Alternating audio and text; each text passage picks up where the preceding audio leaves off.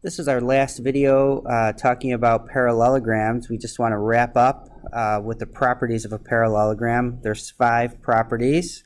In order to be successful in this unit, you're going to have to know the properties of all of our special quadrilaterals.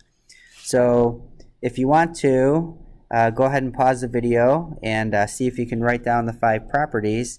Or if you want to just pause the video and go back through your notes and find all of them, that would be great as well.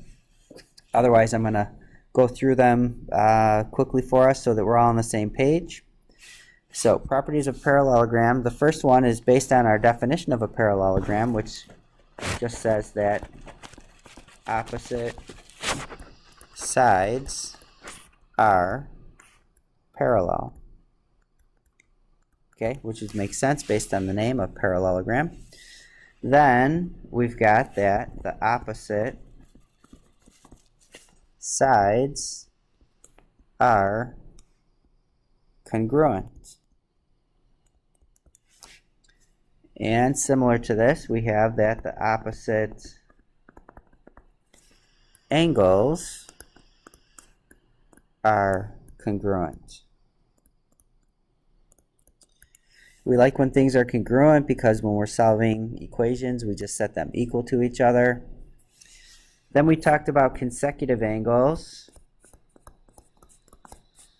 Consecutive angles. So in the other video, we talked about the fact that when we're talking about consecutive angles, one is obtuse and one is acute. So that's our clue that they're not going to be congruent to each other, but consecutive angles are supplementary, so they're going to add up to 180. And our last property is that the diagonals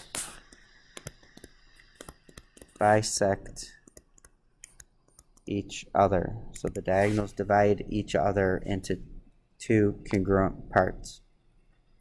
All right, again, the better you know these, the more successful you'll be in this unit. Make sure you ask questions as you go, and we'll see you next time.